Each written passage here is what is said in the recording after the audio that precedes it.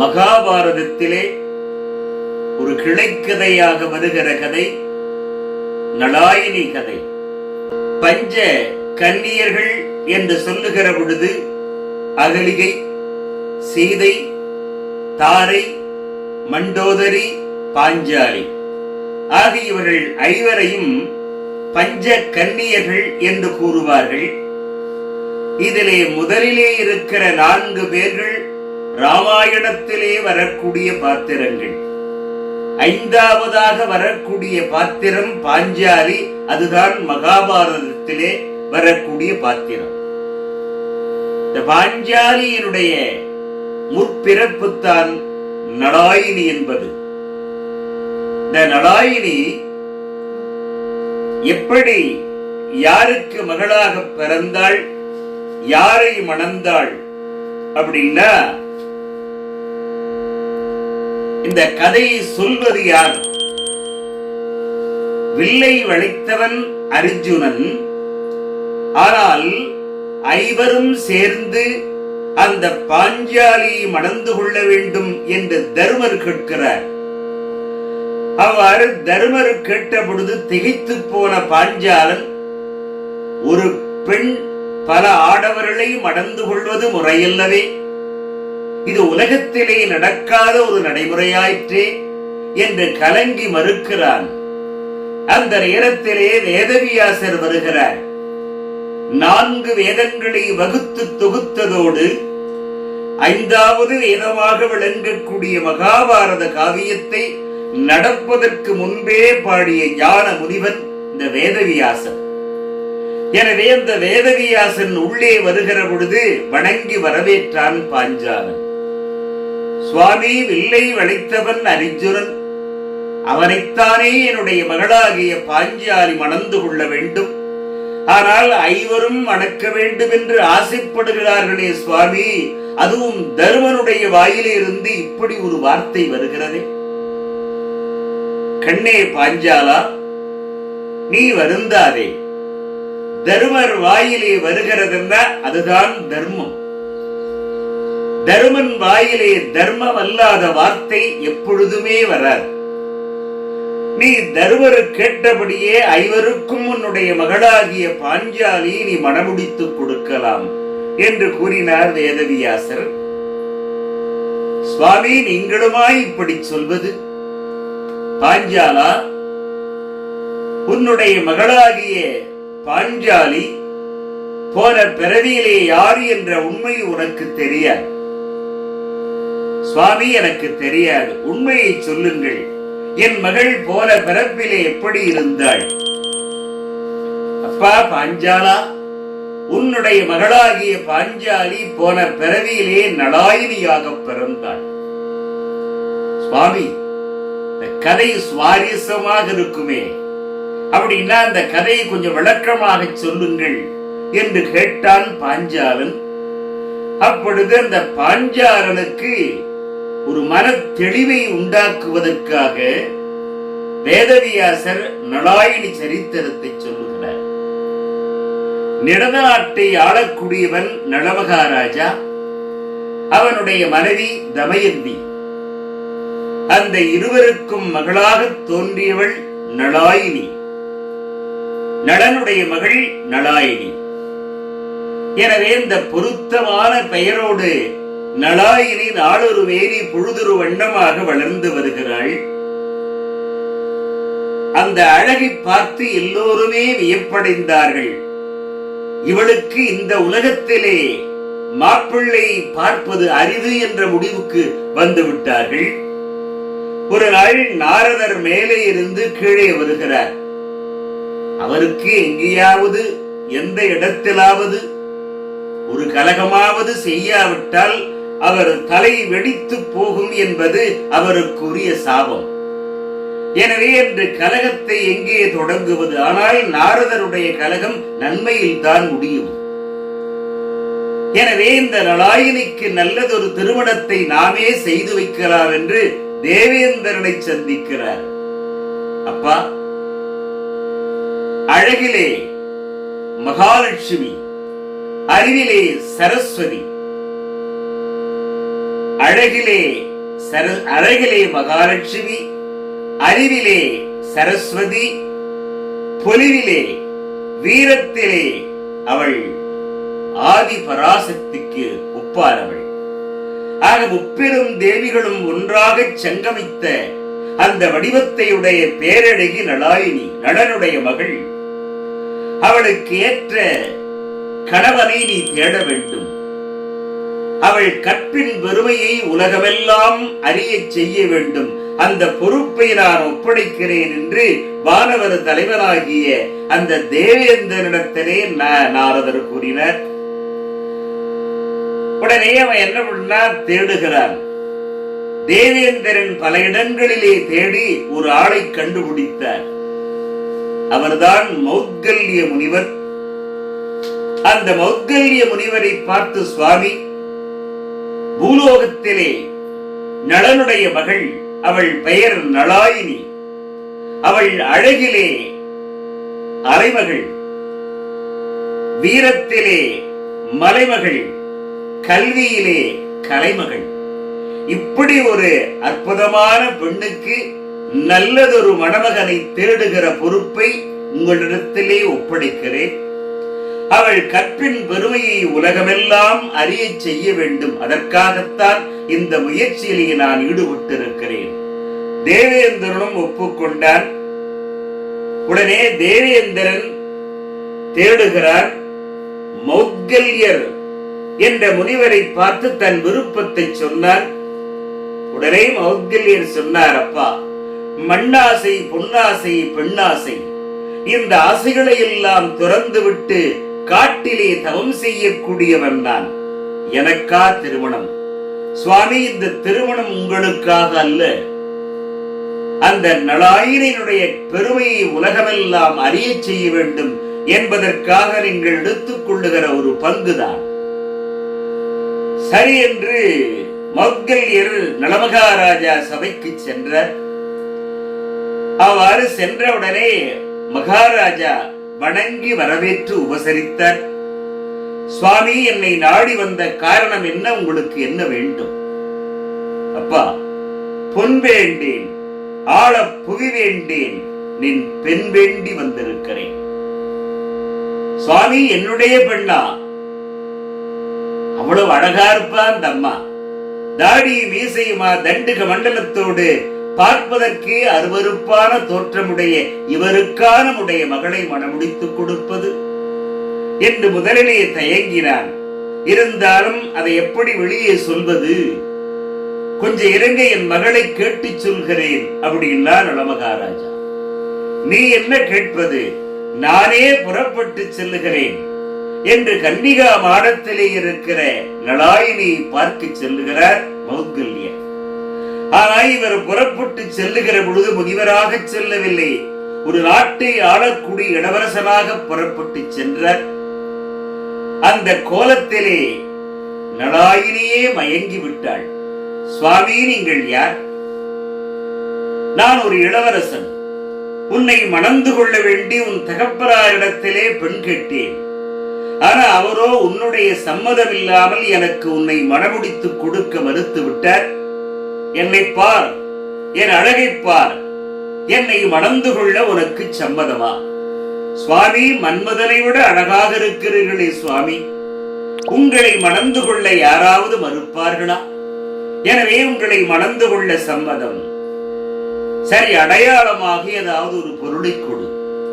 அப்பதான் அந்த அம்மா என்ன பண்ணாங்க, கையில் இருந்த கணையாழியை கடற்றி அந்த முனிவருடைய கையிலே அணிவித்தார்கள்.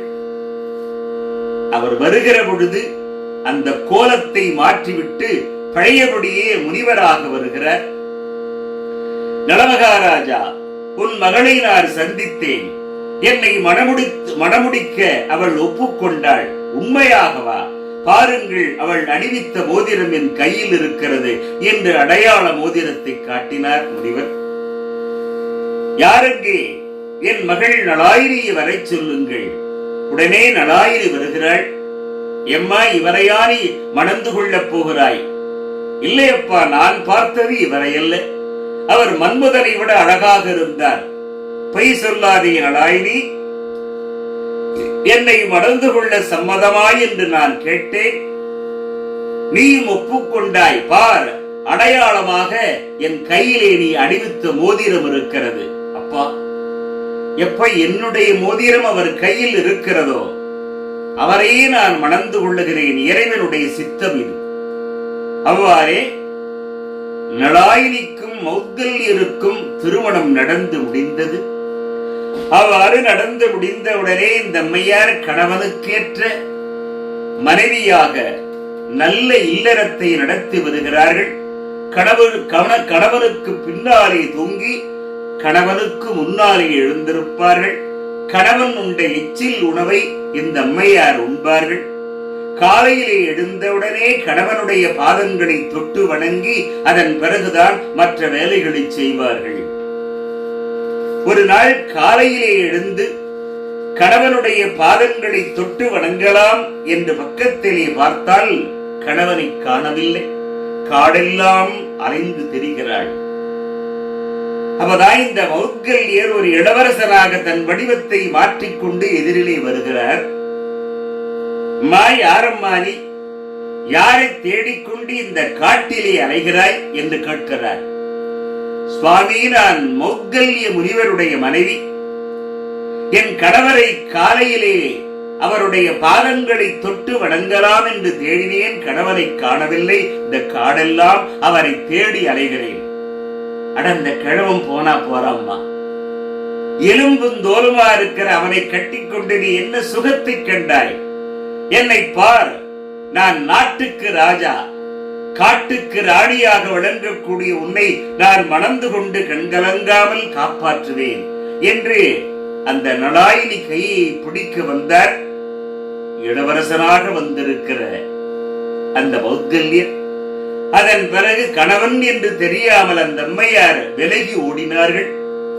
பின்னாலேயே துரத்தி கொண்டு ஓடிய மௌத்கல்யர் அந்த நளாயினி தொட வருகிற பொழுது அந்த அம்மையாரோட பாவி, ஒரு முனிவருடைய மனைவி என்று தெரிந்துமா என்னை தொட வருகிறாய்? என்னை தொட வந்த உன் உடம்புக்கு தொழுநோய் வரக்கடவுது என்ற கொடிய சாபத்தை தந்தாள். இந்த சாபத்தினால் உடனே அவருக்கு தொழுநோய் வந்துவிட்டது. அந்த நோய் வராமல் கூட அவரால் தடுத்திருக்க முடியும். ஆனால் தன்னுடைய மனைவி தொழுநோய் வந்தாலும் தன்னை எப்படி பார்த்து கொள்ளுகிறாள், எப்படி தன்னிடத்திலே நடந்து கொள்கிறாள் என்பதை அறிந்து கொள்வதற்காகவே அவர் அந்த நோயை விரும்பி ஏற்றுக்கொண்டார். ஒரு நாள் சாப்பிடுகிற பொழுது அவருடைய கை விரல் அப்படியே அழுகி உணவிலே விழுந்து விடுகிறது. ஆனால் இந்த அம்மையார் எப்பொழுதுமே கணவன் உண்ட எச்சில் உணவை உண்ணுகிற வழக்கத்தை உடையவள். எனவே அந்த உணவிலே விழுந்து கிடக்கிற புழு நெளிகின்ற அந்த விரலை தூர தூக்கி வைத்து விட்டு மீதி இருக்கிற உணவை தேவாமிர்தமாக உண்டாள் கற்புக்கரசி நளாயினி.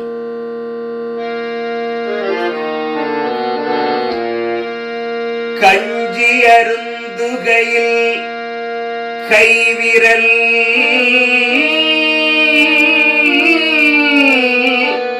ஒன்று அற்று விழ வஞ்சி அதை நீக்கி வானமுதாய் உண்டாள்.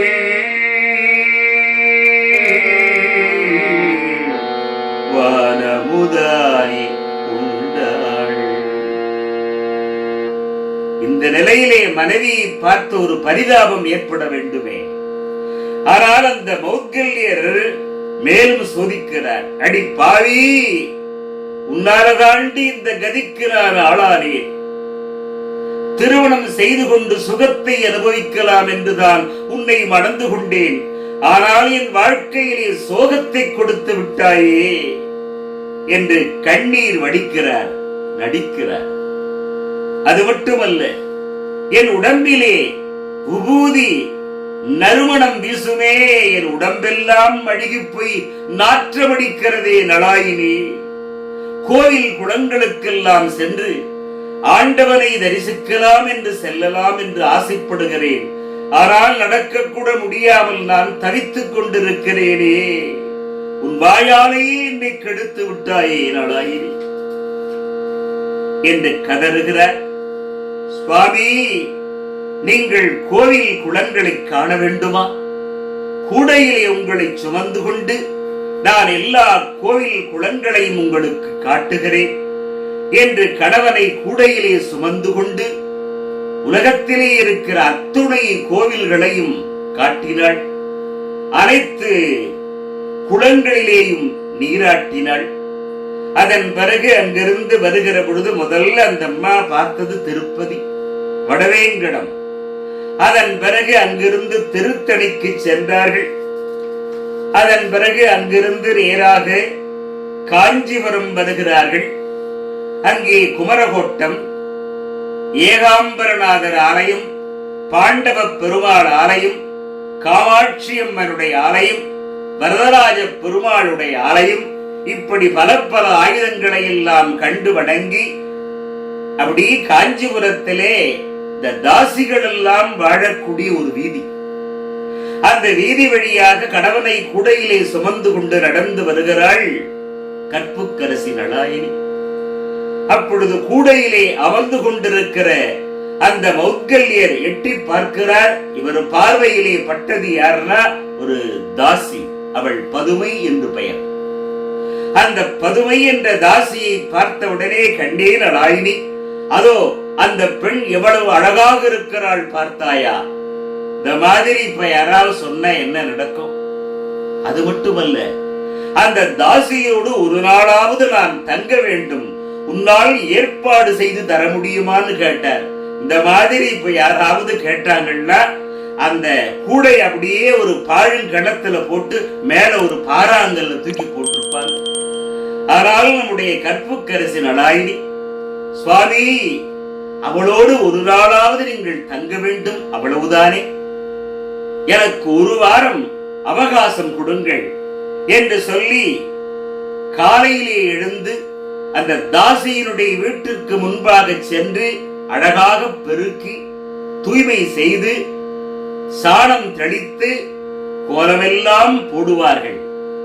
ஒரு நாள் அந்த தாசி பார்க்கிறாள். பார்த்தால் மகாலட்சுமிக்கு ஒப்பாக இருக்கிறாளே, இவள் வந்து நம்முடைய வீட்டிலே ஏன் இந்த மாதிரி பணிவிடைகளை எல்லாம் செய்ய வேண்டும் என்று ஒரு நாள் அப்படி கைய பிடிச்சுக்கிட்டாங்க. அம்மா, பார்த்தா மகாலட்சுமி மாதிரி இருக்கிற அம்மா, கேவலம் ஒரு தாசியாகி என்னுடைய வீட்டிற்கு முன்பு இந்த மாதிரி வீட்டு வேலைகளை செய்கிறாயே அம்மா. என் கணவர் மௌத்கல்யர், அவருக்கு தொழுநோய். ஆனால் உன்னை பார்த்த மாத்திரத்திலேயே அவருக்கு உன்னை பிடித்து போய்விட்டது. உன்னோடு ஒரு நாளாவது தங்க வேண்டும் என்று அவர் ஆசைப்படுகிறார். ஆனால் அதற்கு ஈடாக பணம் தருவதற்கு எனக்கு வசதி இல்லை அம்மா. எனவே இந்த பணிவிடைகளை செய்து நான் உனக்கு உதவி செய்தால் அதற்கு ஈடாக என் கணவனை நீ ஒரு நாளாவது ஏற்றுக்கொள்வாய் என்ற எண்ணத்திலே தான் நான் இப்படி செய்கிறேன். உன்னை விடவா நான் உயர்ந்தவள்? சரி, உன் கணவனை நான் ஏற்றுக்கொள்ளுகிறேன் என்று சொல்லி மறுநாள் நளாயினி தன்னுடைய கணவரை கூடையிலே சுமந்து வந்து அப்படி வீட்டுக்கு முன்னாடி வைத்தார். அவர் என்ன பண்ணார்? கதவு திறந்த உடனே உள்ளே நடந்து செல்லுகிறார், நோயில்லாத நல்ல வடிவத்தோடு. ஏன்னா அவர் நினைத்தால் எப்படி வேண்டுமானாலும் அவரால் இருக்க முடியும். அந்த தொழுநோயை கூட இவர்தானே விரும்பி ஏற்றுக்கொண்டார். எனவே உள்ளே செல்லுகிற பொழுது நோயற்ற நல்ல உடலோடு செல்லுகிறார். உடனே அந்த தாசி மகிழ்ச்சி அடைந்தாள். ஆஹா, உங்களை அடைய நான் பாக்கியம் செய்திருக்க வேண்டும் என்று மௌத்கல்யரை தொட வந்தாள் அந்த தாசி. நில்லங்கே, உன்னோடு சுகத்தை அனுபவிப்பதற்காகவா நான் இங்கே வந்தேன்? என் மனைவியை சோதிப்பதற்காகத்தான் நான் இங்கே வந்திருக்கிறேன். வேணும்னா உனக்கு என்ன வரம் வேண்டுமோ கேள். உடனே அந்த அம்மையாருக்கு, சுவாமி, இந்த பிறவியிலே நான் ஒருவனுக்கு ஒருத்தி என்று வாழாமல் பல பேருக்குரிய பொது பெண்ணாக தாசியாக வாழ்ந்து கொண்டிருக்கிறேன்.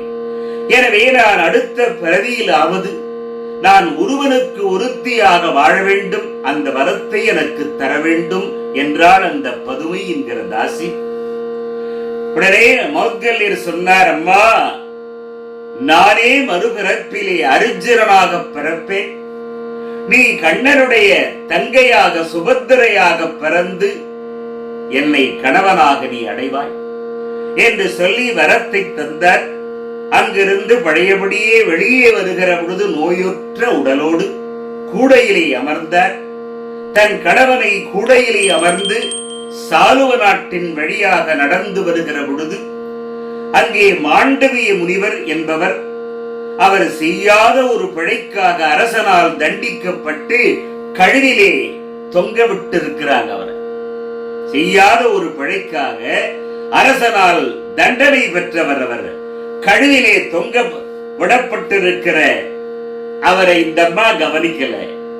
அப்படி இருள் பரவுகிற மாலை நேரம் இந்த கூடை தலைகீழா தொங்கிக் கொண்டிருக்கிற அந்த மாண்டவிய முனிவருடைய உடம்பிலே இடிக்க அவர் வேதனை அதிகமாயிற்று. நளாயினி, இந்த உலகத்திலே உன்னை விட கற்புக்கரசிகள் யாரும் இல்லை என்ற ஆணவம் உனக்கு. நான் இருப்பதை அறிந்தும் அறியாமல் கூடையில் இடித்து விட்டு செல்லுகிறாய் அல்லவா? எனவே பொழுது விடிந்தால் உன்னுடைய கணவனுடைய உயிரானது பிரிய கடவுது, உன் கழுத்திலே இருக்கிற மாங்கல்யம் அற்றுவிடக் கடவுது என்று சாபம் கொடுத்தார் இந்த மாண்டவிய முனிவர். உடனே நளாயினி பார்க்கிறார்கள், சுவாமி, நான் வேண்டுமென்றே நான் இடிக்கவில்லை, தெரியாமல் நடந்தது. ஆனால் நீங்கள் எனக்கு சாபம் தந்து விட்டீர்கள். பொழுது விடிந்தால் தானே என் கணவனுடைய உயிர் பிரியும். பொழுது விடிந்தால் தானே என் கழுத்திலே இருக்கிற மாங்கல்யத்தை நான் இழக்க வேண்டி வரும். பொழுதே விடியவில்லை என்றால் இது நடக்காதல்லவா? என் கணவனுடைய உயிருக்கு எந்த ஆபத்தும் வராதல்லவா? எனவே இந்த அம்மையார் என்ன பண்ணாங்க? கையெடுத்து வணங்கினார்கள். சூரிய பகவானே, காலையிலே பிரம்மனாகவும் உச்சி வேளையிலே சிவனாகவும் மாலை வேளையிலே மகாவிஷ்ணுவாகவும் ஒரே நாளிலே மும்மூர்த்தியாக காட்சி தரக்கூடிய கண்கண்ட தெய்வமே, சூரிய பகவானே, என்னுடைய ஆணை இல்லாமல் எத்தனை நாள் ஆனாலும் நீ உதிக்கவே கூடாது என்று சூரியனுக்கே ஆணையிட்டார்கள். கற்புடைய பெண்களுக்கு இயற்கையை கட்டுப்படுத்துகிற ஆற்றல் உண்டு. இதைத்தான் திருவள்ளுவர் சொல்லுகிற பொழுது, தெய்வம் தொழாள் கொடுர் தொழுதெழுவாள் பெய்யென பெய்யும் மழை. மேகத்தை பார்த்து மேகமே நீ மழை பெய்ய வேண்டும் என்று ஆணையிட்டாலும் கற்புக்கரசிக்கு கட்டுப்பட்டு மேகம் கூட மழை பெய்ய தயாராக இருக்கும். இது வள்ளுவருடைய கருத்து. எனவே கற்புடைய பெண்களுக்கு இயற்கையே கட்டுப்படும். நளாயினுடைய ஆணைக்கு கட்டுப்பட்டு கதிரவன் 7 நாட்களாக உதிக்கவில்லை.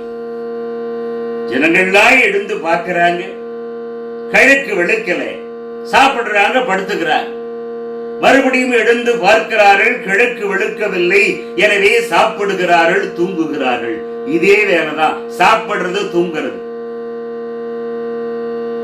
7 நாள் முடிவிலே மூர்த்திகள் எல்லாம் வந்தார்கள். அம்மா நளாயினி, உன்னால் இரவு எது பகல் எது என்றே புரியவில்லை. இயற்கை மாறி போய் விட்டிருக்கிறது. எனவே சூரியன் உதிக்க வேண்டும் என்று நீ ஆணையிடு. அது முடியாது. பொழுது விடிந்தால் என் கணவருடைய உயிருக்கு ஆபத்து. எனவே என்னால் சூரியனை உதிக்க சொல்லி ஆணையிட முடியாது என்று மறுத்து விட்டார்கள்.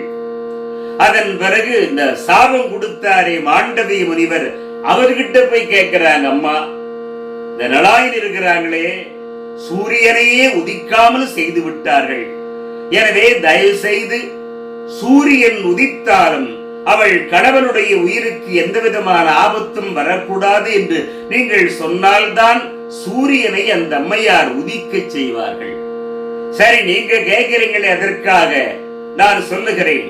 பொழுது விடிந்தாலும் அந்த அம்மையாருடைய கணவன் உயிருக்கு எந்த ஆபத்தும் வராது என்று கொடுத்த சாபத்தை திரும்ப பெற்றார் மாண்டவிய முனிவர். அதன் பிறகு மும்மூர்த்திகள் மறுபடியும் வந்தார்கள். அம்மா, பொழுது விடிந்தாலும் உன் கணவருடைய உயிருக்கு எந்த ஆபத்தும் வராது என்று சொல்ல, மீண்டும் அந்த அம்மையார் சூரிய பகவானை நோக்கி, சூரிய பகவானே நீ உதிக்கலாம் என்று சொல்ல 7 நாட்களுக்கு பிறகு அந்த சூரியன் மறுபடியும் இந்த உலகத்திலே உதித்தார். அதன் பிறகு மும்மூர்த்திகள் எல்லாம், ஐயா மௌத்கல்யரே, உங்கள் மனைவியாகிய நளாயினியை நீங்கள் சோதித்தது போதும், வேண்டாம். இனிமேல் நீங்கள் மகிழ்ச்சியாக வாழ வேண்டும் என்று சொல்ல நோயில்லாத உடலோடு அந்த நளாயினியோடு பற்பல வடிவங்கள் எடுத்து அந்த அம்மையார் பல்லாண்டுகள் மகிழ்ச்சியாக வாழ்ந்தார்கள். ஆனா அந்த அம்மையாருக்கு இந்த இல்லற சுகத்திலே இருக்கிற நாட்டம் குறையவில்லை. ஆனா இவருக்கு சலித்து போய்விட்டது. அம்மா, உனக்கு நல்ல நீ விரும்புகிற அளவுக்கு ஒரு கணவன் கிடைக்க வேண்டுமானால் நீ என்ன பண்ற, சிவனை நோக்கி தவம் செய் என்று சொல்லி அவர் புறப்பட்டு போய்விட்டார். உடனே இந்த அம்மையார் சிவனை நோக்கி தவம் செய்ய அங்கே சிவனே நேரிலே வந்து காட்சி கொடுத்து, அம்மா உனக்கு என்ன வரம் வேண்டும் என்று கேட்கிறார். அந்த நேரத்திலே நளாயினி பதிந்தேகி பதிந்தேகி பதிந்தேகி பதிந்தேகி பதிந்தேகி, அதாவது கணவனை கொடு கணவனை கொடு கணவனை கொடு கணவனை கொடு கணவனை கொடு என்று 5 முறை இந்த அம்மையார் கேட்டார்கள். அப்படி கேட்டவுடனே சிவபெருமான் பார்த்தார், நீ 5 முறை கணவனை கொடு என்று கேட்டதனாலே நீ மறுபிறப்பிலே 5 கணவன்மார்களை பெறுவாயாக என்று சொல்லி அவர்கள் 5 பேரும் 5 இந்திரர்கள் என்னால் சிறையில் அடைக்கப்பட்டிருக்கிறார்கள். அந்த 5 இந்திரர்களும் உன்னுடைய கணவன்மார்களாக வந்து பிறப்பார்கள்.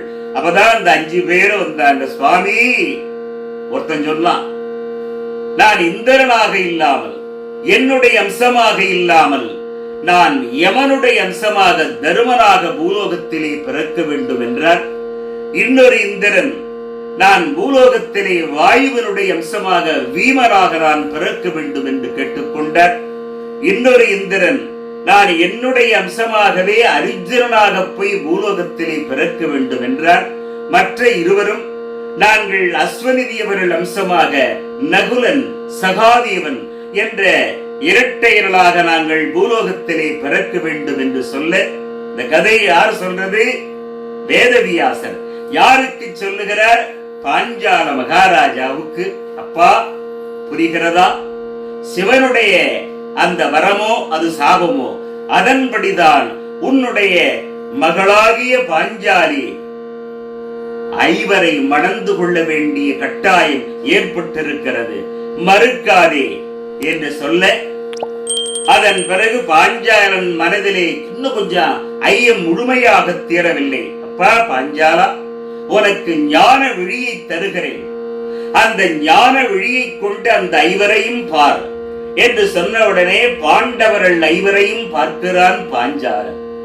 அந்த 5 இந்திரர்களாகவே அவன் பார்த்தான்.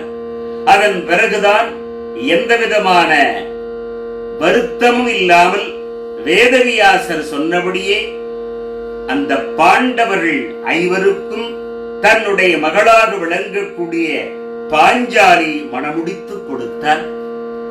எனவே இந்த நளாயினி என்பவள் சிவனிடத்திலே பெற்ற வரத்தின்படிதான் மறுபிறப்பிலே அவள் பாஞ்சாலியாக பிறந்து பாண்டவர் 5 மணந்து கொண்டார் என்கிற வரையிலே இந்த பகுதியை நிறைவு செய்து விடைபெறுகிறேன்.